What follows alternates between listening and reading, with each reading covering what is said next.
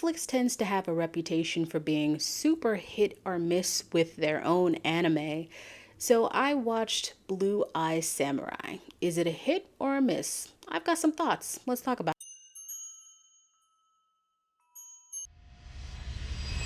Hi, my name is Diamond, aka Lady Leo. I am a lover of all things nail polish, movies, TV shows, all sorts of things.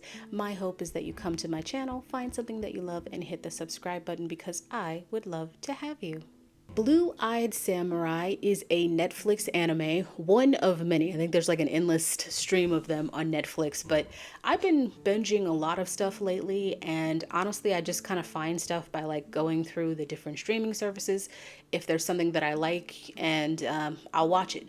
One of the things that I really like about Netflix is like when you hover over something, it'll start a trailer, which is good because like for me, that kind of lets me know whether or not I want to watch it. So I watched the full trailer for Blue Eyed Samurai and I really liked it, so I decided to watch the show. So this is an 8 episode, hopefully first season. Hopefully they will make another season of Blue Eyed Samurai, which follows a very interesting character. I'm going to put spoiler warning in here because I don't know if I can really get down into the depths of talking about this show without spoiling some of the elements of it. So this is your spoiler warning. You have been. The show follows Mizu, who is biracial. She is half white, half Japanese. She is a female, but she is masquerading as a man. And so we find out that she's a woman pretty early on, even though I kind of knew she was a woman. She looks like a woman to me. So anyway, we find out that she's a woman pretty early on. And she lives in the Edo period of Japan. And the show makes it a point to kind of explain that during this period, no foreign outsiders were allowed into Japan. I think it was deemed illegal if any white people were in Japan at this time. So her very existence was basically a crime. And we follow Mizu at different points in her life, but essentially, like, if people knew who she was, that she was a woman, that she was biracial, you know, they would try to kill her. So she's lived as a man, and she keeps her eyes hidden with glasses because her eyes are blue, which gives her away. I'd say like the basic premise of this show, if I had to boil it down, is Mizu is on a journey to find the 4 white men who were in Japan when she was conceived.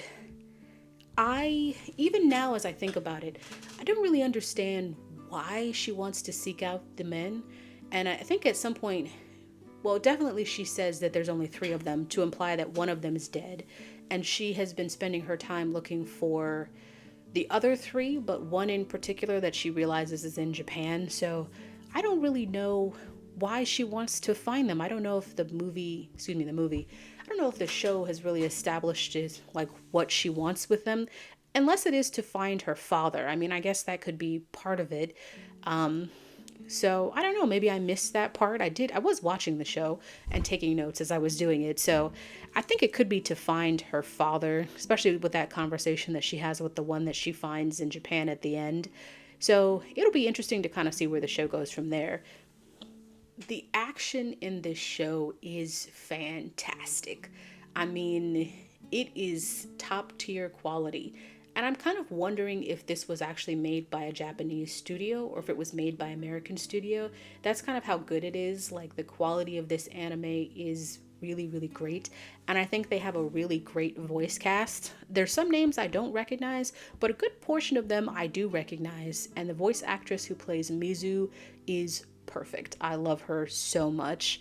So I had a really, really good time with this show. And this show has a lot of emotional, like, elements to it. I found myself crying at a couple moments.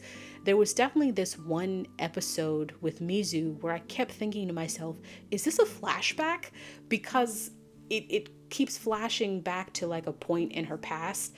But it was also like at this moment where like she was gravely injured. So I'm like, okay, like, you know, your life can flash before you die. And I kept thinking, is this a flashback? Is this a memory? Is this like a fantasy?